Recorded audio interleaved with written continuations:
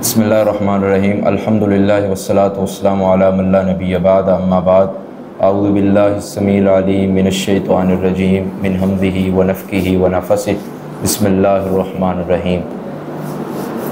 अल्हम्दुलिल्लाह Al Qamar TV studio के platform से हर हफ्ते क्लास मुनक्कद की जाती है सफ़र नूर, और अल्लाह ताला के फ़ज़ल व करम से अल्लाह ताला इनकी मेहनतों को और इनकी काविशों को अपनी बारगाह के अंदर शरफ़ कबूलियत से नवाजे।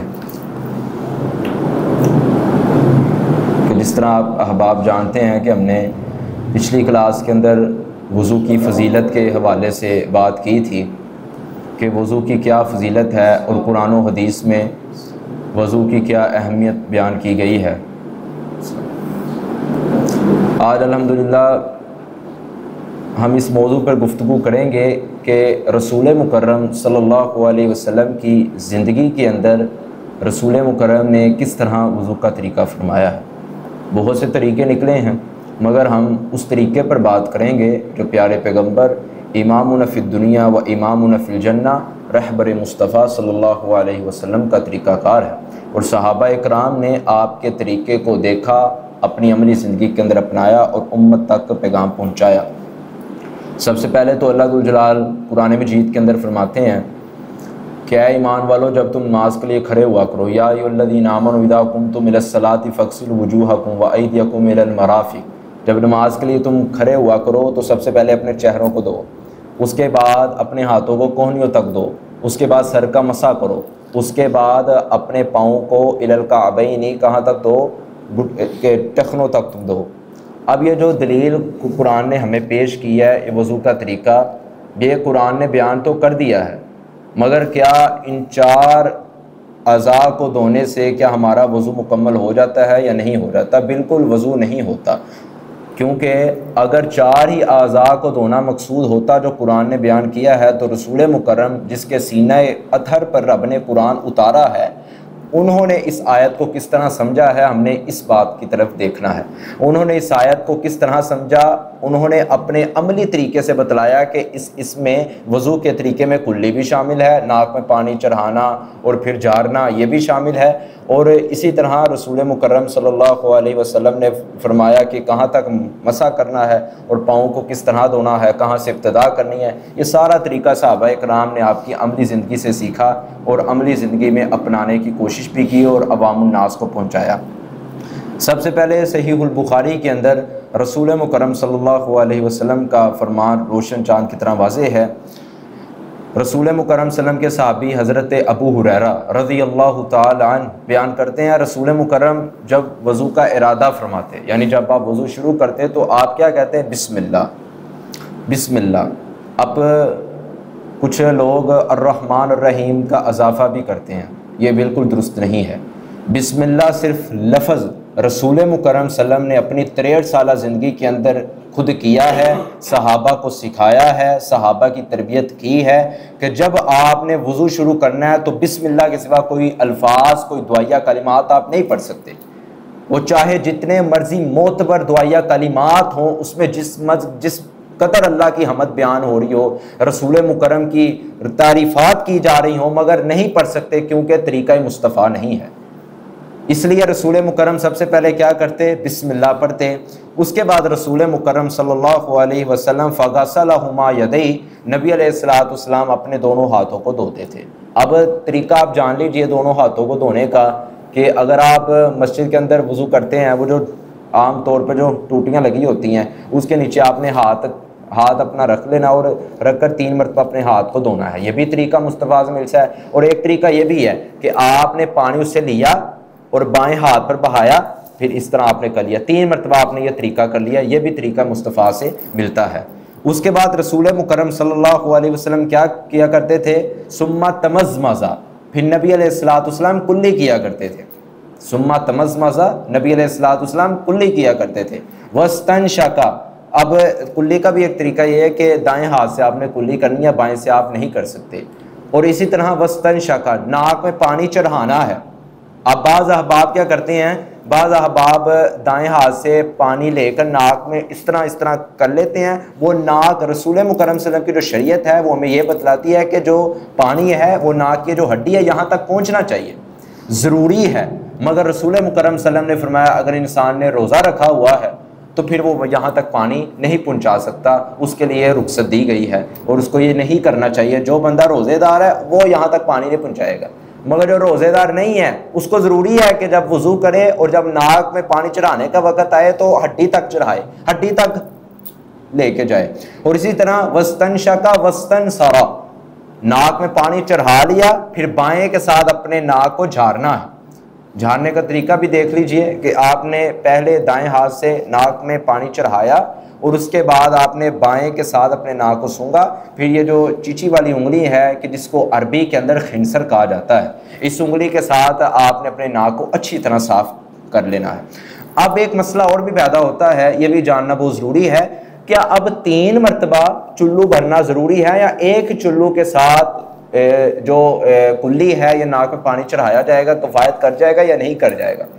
इसके बारे में रसूल मुकर्रम की 2 तरह की हदीस मिलती हैं। एक हदीस में जिक्र ये है कि रसूल मुकर्रम सल्लल्लाहु अलैहि वसल्लम हर अज़ा के लिए अलग अलग पानी लिया करते थे। मिसाल के तौर पर अगर आपने कुल्ली करनी है तो आपने 3 चुल्लू भरने हैं, एक चुल्लू भैया फिर दूसरा फिर तीसरा, नाक में पानी चढ़ाना है, एक चुल्लू दूसरा चुल्लू फिर तीसरा चुल्लू, ये 3 मरतबा हो गया, ये भी मिलता है। मगर जो हमारे अहले इल्म हैं, मुहद्दिसीन हैं, उन्होंने सबसे ज़्यादा जो राजे तरीका अपनाया है, जो सबसे अच्छा और सबसे ऑथेंटिक जो तरीका है वो ये है कि एक ही आप चुल्लू लें, एक ही चुल्लू के साथ आप कुल्ली करें और जो बचा हुआ पानी रह जाए उसको नाक में आप चढ़ा लें। 3 मरतबा आप इस तरह कर लें। ये सबसे ऑथेंटिक तरीका है। रसूल मुकर्रम की हदीस का जो मजमुआ है उसको इकट्ठा करके ये ऑथेंटिक तरीका अहले इल्म ने हमें बतलाया है। उसके बाद आपने क्या करना है, उसके बाद अपने चेहरे को धोना है। अब ये भी मसला बड़ा अहम है कि चेहरे को आप कहाँ तक धोएंगे। चेहरे को आपने धोना है यहाँ से लेकर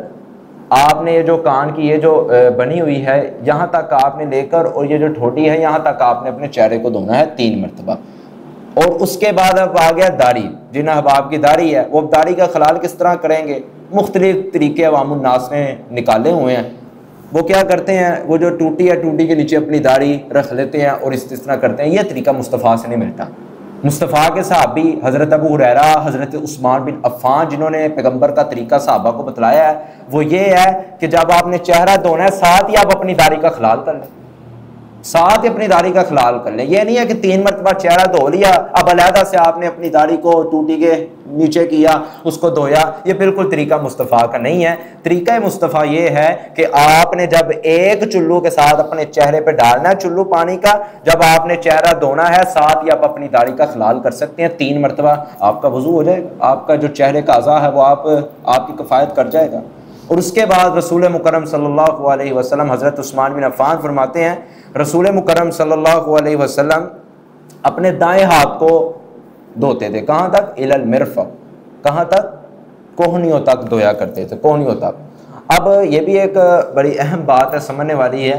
बाद अब आप करते हैं इस तरह के टूटी खुली हुई है पानी की और इस तरह लेके इस तरह करना शुरू कर देते हैं। इस तरह किया फिर थोड़ा सा इस तरह किया और बस। ये जो तरीका है ना, ये जो तरीका है, तरीका ठीक है, कोई हरज नहीं है, मगर इस तरीके के साथ आपका जो अज़ा है वो खुश्क रहने का अंदेशा है, खुश रहने का अंदेशा है। सबसे जो बेहतर और ऑथेंटिक तरीका ये है कि आप टूटी के नीचे अपने बाजू को रख दें, टूटी के नीचे, ताकि अच्छी तरह आपका धुल जाए, कोई अज़ा आपके खुश्क ना रह जाए। ये भी एक तरीका है। और एक तरीका ये भी है कि आप इस तरह भी कर सकते हैं, चुल्लू आप लें इस तरह टूटी के नीचे इस तरह लेके अच्छी तरह 3 मरतबा इसको धो लें। और रसूल मुकर्रम सल्लल्लाहु अलैहि वसल्लम के सहाबी बयान करते हैं, रसूलुल्लाह सल्लल्लाहु अलैहि वसल्लम जब कोहनी तक पहुँचते थे ना तो कोहनी इस तरह मला करते थे ताकि कोहनी तक पानी अच्छी तरह पहुंच जाए। ये क्यों कहा? क्योंकि रसूलुल्लाह सल्लल्लाहु अलैहि वसल्लम को पता था, अल्लाह ने बतलाया हुआ था। सहाबी रसूल मुकर्रम सल्लल्लाहु अलैहि वसल्लम के पास आते हैं तो रसूल मुकर्रम ने क्या कहा? इरजी फअहसिन वुज़ूअका, वापस जाओ और अच्छा वजू करके आओ। क्या वजह थी? पाँव का जो अंगूठा था नाखून की मिसल पानी नहीं पहुंचा था। आप देखिए कि रसूलुल्लाह सल्लल्लाहु अलैहि वसल्लम किस कदर सहाबा की तरबियत फरमा रहे हैं और किस तरह उनको शरीयत के असूल, कवायद व ज़वाबित बतला रहे हैं कि नाखून की मिसल उनकी पानी नहीं पहुंचा, नाखून की मिसल खुश्क रह गई। रसूलुल्लाह ने देखा, रसूलुल्लाह ने क्या कहा, इरजी फअहसिन वुदूआ का, साहबी वापस जा, अच्छी तरह वुदू करके आ। और रसूल मुकर्रम ने कहा वैलुल लिल आकाब मिनन नार, ये जो एड़ियों को खुश्क रखते हैं या कोहनियों को खुश्क रखते हैं उनके लिए जहन्नम की हलाकत है। एड़ियों को खुश्क नहीं रखना। इस तरह रसूल मुकर्रम ने अच्छी तरह उसको मला जाए कोहनी। तो ये आपने 3 मरतबा धोनी है, 1 मरतबा भी धो सकते हैं, 2 मरतबा भी धो सकते हैं। 1 मरतबा धोना तो ज़रूरी है, 1 मरतबा धोना तो ज़रूरी है, 2 मरतबा धोना तो अफजल है, 3 मरतबा जो धोएगा वो तो सबसे ज़्यादा अफजल है। वो इस हदीस में आएगा कि जिस हदीस में रसूल मुकर्रम ने फरमाया है कि साहबा मैं तुम्हें ऐसे अमाल ना बतलाऊं, ऐसे अमाल की तरफ रहनुमाई ना करूं कि जिनके ज़रिए तुम्हारे गुनाहों को मुआफ़ भी कर दिया जाए, वयरफ़अहु बिदरजात, और जन्नत में दर्जे बुलंद भी कर दिए जाए। रसूलुल्लाह ने फरमाया इस्बागुल वुज़ू, अच्छी तरह वज़ू करो। अहले इल्म ने इस हदीस की जो तशरीह है मुहद्दिसीन ने ये की है कि इस्बागुल वज़ू से मुराद ये है कि वो वज़ू जो इंसान कर रहा है वो सुन्नत के मुताबिक हो, और दूसरा ये है कि जो वज़ू कर रहा है 3 मरतबा अपने हर अज़ा को धोया जाए ताकि हर अज़ा में पानी अच्छी तरह पहुंच जाए, कोई अज़ा वज़ू के अंदर खुश्क ना रह जाए। इस तरह रसूल मुकर्रम फिर बाएं जो हाथ है उसको कोहनी तक धोया करते थे। उसके बाद आप आ जाता है सर का मसा। ये बहुत अहम है, बहुत अहम और पेचीदा मसला है सर का मसा। अब सर का मसा रसूल मुकर्रम सल्लल्लाहु अलैहि वसल्लम ने किस तरह किया है, सहाबा ने किस तरह आपको देखा है करते हुए। सहाबी बयान करते हैं सुम्मा मसह रअसहु बियदिही फअक़बल बिहिमा व अदबरा। आप इधर देखें, मैं आपको प्रैक्टिकल करके दिखाता हूँ। रसूल मुकर्रम सल्लल्लाहु अलैहि वसल्लम इस तरह अपनी उंगलियों को लेते हैं, कुछ अब ये भी करते हैं कि चूमते हैं। ये सारी कुरान और हदीस के बिल्कुल खिलाफ अमल है। किस तरह करते, सुम्मा मासा रअसहु बियदिही, आप अपने यहाँ सर के जो इब्तिदाई हिस्सा होता है यहाँ से शुरू करते, बिहिमा व अदबरा, फिर आप इन दोनों हाथों को अपने कहाँ तक ले जाते, इलल कुफा। कुफा अरबी के अंदर कहते हैं गुद्दी को, ये गुद्दी तक आप अपने हाथों को लेके जाते। फिर साहबी बयान करते हैं हत्ता ज़हाबा, ज़हाबा के अल्फाज मिलते हैं और राजा के भी अल्फाज मिलते हैं दोनों हदीसों के अंदर। सहीह बुखारी के अंदर 185 हदीस का नंबर है कि सुम्मा राजा इलल मकान इल्लज़ी बादा अमीनहु, रसूल मुकर्रम सल्लल्लाहु अलैहि वसल्लम फिर दोबारा अपने हाथों को वहां लेके आते जहां से इब्तिदा की थी, जहां से इब्तिदा की थी वहां से दोबारा अपने हाथों को लेके आते। कुछ अब आप इस तरह करते हैं कि इस तरह कर कर बस छोड़ दिया, ये बिल्कुल तरीका दुरुस्त नहीं है। मुस्तफ़ा का तरीका जो उस्मान बिन अफ़्फ़ान ने बयान किया है वो ये है कि यहाँ से शुरू करते इलल कुफा, गुद्दी तक लेके जाते, हत्ता राजा इला मकान इल्लज़ी बादा अमीनहु, फिर वहाँ तक लेके आते जहाँ से नबी अलैहिस्सलाम ने इब्तिदा की थी। ये सर का मसा है। फिर रसूल मुकर्रम सल्लल्लाहु अलैहि वसल्लम ये सबाबा उंगली, अरबी के अंदर ये जो शहादतैन की उंगली हैं इनको अरबी के अंदर सबाबा कहा जाता है। नबी अलैहिस्सलाम सबाबा उंगली को अपने कानों के अंदर दाखिल करते। अब ये भी एक तरीका ये भी है, आप कानों के जो कानों का मसा करने के लिए अलग से पानी भी ले सकते हैं। इसका जवाब भी हदीस में मौजूद है। बाद अहबाब करते हैं ना कि सर का मसा कर लिया, अब अलहदा से अपने हाथों को गीला करके फिर कानों का मसा करते हैं। इसका जवाब भी हदीस में मौजूद है, कोई हरज नहीं है, कर सकता है बंदा, मगर कोशिश करे कि जो पानी है उससे ही कर लिया जाए। ये तब है कि जब वो उसके खुश्क हो गई होंगी, ये तब है। अब कानों का मसा किस तरह है, रसूल मुकर्रम सबाबा उंगलियों को, दोनों उंगलियों को दाएं और बाएं कान में दाखिल करते अच्छी तरह। और एक अहले इल्म ने यह लिखा है, इमाम दारुल हिजरा जिनको कहा जाता है इमाम मालिक रहमहुल्लाह ताला, इमाम मालिक रहमहुल्लाह ताला ने इस हदीस के हाशिये में लिखा है कि ये जो कान अल्लाह ने बनाए हैं ना, ये जो कानों के अंदर सुराख अल्लाह ने बनाए ही इसलिए ताकि मेरे पैगंबर की सुन्नत पूरी हो सके। ये अल्लाह ने कान के अंदर जो सुराख हैं ये बनाए ही इसलिए कि जो इंसान जब ये सर के मसे में पहुंचे और कानों का मसा करने लगे, ये बनाए सुराख इसलिए ताकि मोहम्मद रसूलुल्लाह की सुन्नत पर अमल हो सके। अल्लाह ने ये कानों के सुराख इसलिए बनाए, उन्होंने अपना एक जवाब पेश किया है। अब आपने क्या करना है, रसूल मुकर्रम किस तरह किया करते थे, अच्छी तरह खला किया करते थे। इस तरह कान के हर हिस्सा खुश्क ना रह जाए, अच्छी तरह उसको करें, जल्दबाजी की ज़रूरत नहीं है, जल्दबाजी नहीं करनी, अच्छी तरह करके फिर ये इबहाम, अंगूठों को अरबी के अंदर कहा जाता है इबहाम, इबहाम के साथ रसूल मुकर्रम सल्लल्लाहु अलैहि वसल्लम जो कान का पिछला हिस्सा है आप इस पे उंगली ला के पहले यहाँ से शुरू करते, फिर आप ऊपर तक उंगली लेकर आते, ये कान का मसा और सर का मसा हो गया है। अब क्या किया, इस तरह और इस तरह और इस तरह और इस तरह, ये ना तो रसूल मुकर्रम सल्लल्लाहु अलैहि वसल्लम ने किया है, हम किसी की बात नहीं करते, हम किसी की बात नहीं करते, ना अपनी बात करेंगे ना किसी और की बात करेंगे, हम वो दलाइल पेश करेंगे जो कुरान और हदीस में मौजूद हैं। अब रसूल मुकर्रम सल्लल्लाहु अलैहि वसल्लम के सहाबी उस्मान बिन अफ़्फ़ान कह रहे हैं कि इलल कुफ़ा हत्ता रजा इला मकान अल्लज़ी बादा अमीनुहु सुम्मा मसा बिउज़ुनैहि। रसूल मुकर्रम फिर कानों का मसा किया करते थे, कानों के सिवा क्या किया करते थे, सुम्मा रिजलहु, फिर अपने दोनों पाँव को रसूल मुकर्रम धोया करते थे, इलल काबैनि, टखनों तक। अगर ये करना जरूरी होता, अगर वजू का ये रुकन होता, अगर वजू के तरीके में ये इस तरह का करना या इस तरीके की कोशिश ये होती, तो क्या हजरत उस्मान बिन अफ़्फ़ान अवामुन नास को ना बतलाते? जो सहाबी मौजूद थे जिसको हजरत उस्मान तरीका बतला रहे हैं, माज़अल्लाह क्या हजरत उस्मान ने फिर दीन के अंदर दीन पहुंचाने में कोई खयानत की है? नहीं खयानत की। सहाबी से तवक्को रखी ही नहीं जा सकती कि सहाबा पैगंबर की हदीस सुने, उसको अपने दिल के अंदर महफूज करें, आगे पहुंचाने में खयानत कर दे। ये तो सहाबी नहीं हो सकता, ये सहाबी हो ही नहीं सकता, सहाबी से ये तवक्को की नहीं जा सकती। सहाबी कौन है? हफिज़तुहु, जिसने पैगंबर की हदीस को सुना, जिस तरह सुना मिन वान, उसी तरह अवामुन नास को पहुंचाया, ये सहाबी होता है। ये सहाबी की सिफत अल्लाह ने बनाई हुई है। अब हजरत उस्मान बिन अफ़्फ़ान ने यह तरीका सहाबा को नहीं बतलाया, और ये तमाम जब ये पहुंचे फिर हजरत उस्मान बिन अफ़्फ़ान रज़ियल्लाहु ताला अन्हु कहते हैं कि सुम्मा रिजला इलल काबैनि, फिर नबी अलैहिस्सलातु वस्सलाम अपने दोनों पाँवों को टखनों तक धोते थे। अब आप ये भी एक मसला समझ लें, जो उंगलियों का मैंने आपको पहले बताया था, आपने ये भी मसला एक समझ लें, उंगलियों का खलाल भी करना है आपने।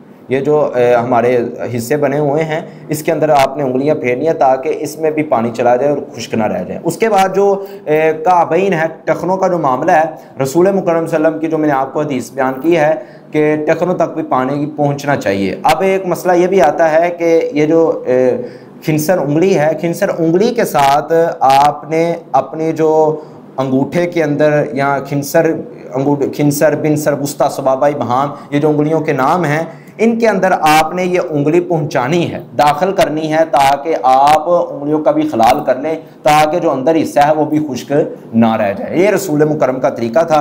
और हज़रत उस्मान बिन अफ़्फ़ान रज़ियल्लाहु ताला अन्हु कहते हैं कि ये जो मैंने आपको वज़ू का तरीका बताया है, रायतुन नबिय्य सल्लल्लाहु अलैहि वसल्लम तवज़्ज़उ नहव वज़ूइ हाज़ा। हज़रत उस्मान साहबा को क्या कहते हैं? तरीका तो मैंने तुम्हें बतला दिया है, अब जो अगली बात मैं तुम्हें बतलाने लगा हूं ये सबसे अहम है, फिर तुम यकीन करोगे।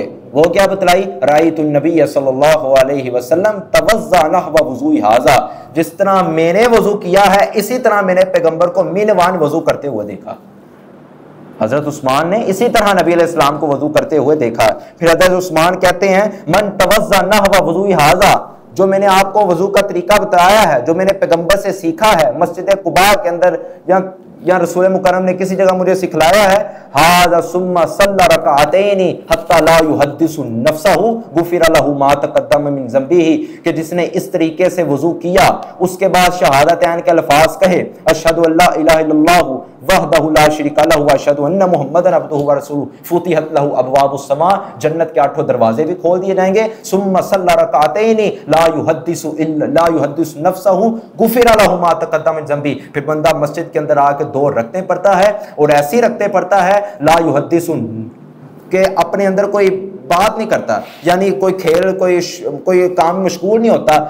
गफर अल्लाहु गुफिर लहु मा तक़द्दम मिन ज़ंबी, अल्लाह उसके साबिक़ा गुनाहों को, ये जो वज़ू का तरीका मुस्तफ़ा के साथ किया है, जो मुस्तफ़ा के तरीके के मुताबिक किया है, 2 रखने पड़ी है खुशू के साथ, खुजू के साथ, अल्लाह इसकी बरकत से उसके जो साबिक़ा गुनाह है अपनी मुआफ़ियों का कलम फेर देते हैं।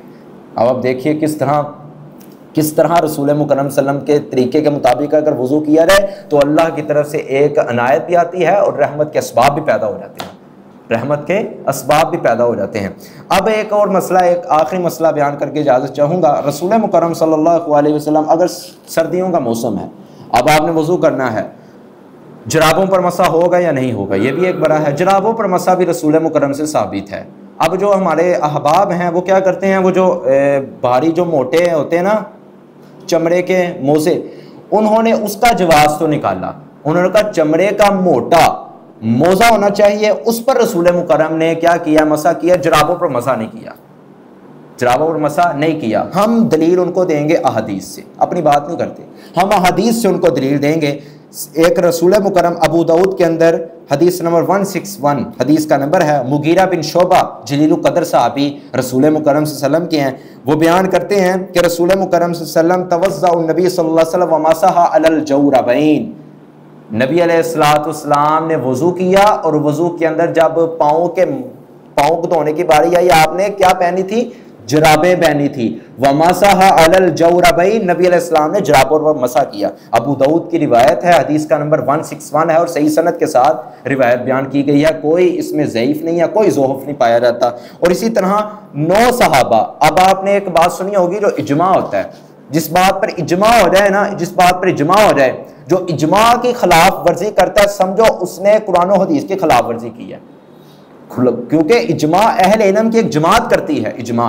अब 9 सहाबा से साबित है कि 9 सहाबा ने जराबों के अंदर मसा किया है, और सहाबा भी आम नहीं है, जलीलुल कदर साहबी हैं। आप अल औसत के अंदर सफ़ा नंबर 462 के अंदर आप देख सकते हैं 9 सहाबा में हज़रत अली बिन अबी तालिब भी शामिल हैं, हज़रत अम्मार बिन यासिर, अबू मसूद, हज़रत साल बिन साद, इब्ने उमर, अबू उमामा, अनस बिन मालिक और उमर और अब्दुल्ला बिन उमर और हज़रत बिलाल, ये 9 सहाबा जलीलुल कदर साहबी हैं। और बयान करते हैं हमने रसूल मुकरम को देखा है कि आपने जराबों पर भी मसा किया था और अलल खुफ़ैन, अरबी के अंदर खुफ़ैन कहते हैं जो चमड़े के मोटे मोजे होते हैं, उन पर भी मसा किया। अलल वना अलैनी, नबी अलैहिस्सलाम ने जूतों पर भी मसा किया है। और हदीस के अंदर आता है वह मसाहा, और नबी अलैहिस्सलाम ने अपनी जो पहनी होती थी पगड़ी, उस पर भी मसा किया है। ये 4 तरीके मिलते हैं कि जिन पर ये चीज़ों मिलती हैं जिन पर नबी अलैहिस्सलाम ने मसा किया है। और आखिरी हदीस हज़रत मुगीरा बिन शोबा रज़ियल्लाहु ताला फरमाते हैं कि सर्दियों के दिन थे, नबी अलैहिस्सलाम ने 10 सहाबा के साथ एक काफिला रवाना किया। हमने रसूल मुकरम सल्लम भी हमारे साथ ही थे, इक्तदा कर रहे थे हमारे रसूल मुकरम सल्लम को। हमने कहा अल्लाह के रसूल, सर्दियों की रातें हैं, हमने जराबें पहनी हुई हैं, तो क्या हम उस पर क्या मसा कर लें या उतारें? ये हदीस है सहीह बुखारी के अंदर। रसूल मुकरम सल्लल्लाहु अलैहि वसल्लम ने उनको क्या किया? उनको कहा दाहुमा, छोड़ दो, ना उतारो, बल्कि वमसहा अलल जौरबैन, जो पहनी हुई जराबें इन पर मसा करके नमाज अदा कर लो। अरबी के अंदर आता है वमसहा अलल तसाखीन, तसाखीन पर तुम क्या कर लो? मसा कर लो। और अरबी लुगत के अंदर तसाखीन कहते हैं कि उस चीज को कहते हैं कि जिससे पाँव गर्म रहें। और इमाम इब्न तैमिया और इमाम इब्न कसीर रहमतुल्लाह ताला फरमाते हैं जराबों के साथ भी पाँव गर्म रहते हैं और मोटे जो चमड़े जो मोजे हैं उनके साथ भी पाँव गर्म रह सकते हैं। इतने दलाइल के बावजूद भी अगर कोई ना माने कि जराबों पर मसा नहीं किया जा सकता, फिर उसकी किस्मत है, फिर वो हम उसके बारे कुछ कह नहीं सकते। हमारा काम है बल्लिग, आगे अल्लाह हिदायत दे या ना दे ये अल्लाह की मर्जी है। ये वज़ू का तरीका था जो रसूल मुकरम सल्लल्लाहु अलैहि वसल्लम से हमें मिलता है। इसके सिवा जो भी वज़ू के तरीके अवामुन्नास ने या उलमा जो जिन्होंने भी निकाले हुए हैं ये बिल्कुल मनगढ़ंत हैं, कोई रिवायत इसके बारे में मिलती नहीं है। जो सही सनद के साथ रिवायत थी हज़रत उस्मान बिन अफ़्फ़ान ने जो पैगंबर का तरीका बयान किया है सहाबा को, वो मैंने आपके सामने रखा है। अल्लाह जलाल से दुआ है कि पैगंबर के वज़ू की तरह वज़ू करने की तौफ़ीक़ अता फ़रमाए। अक़ूलु क़ौली हाज़ा अस्तग़फ़िरुल्लाह।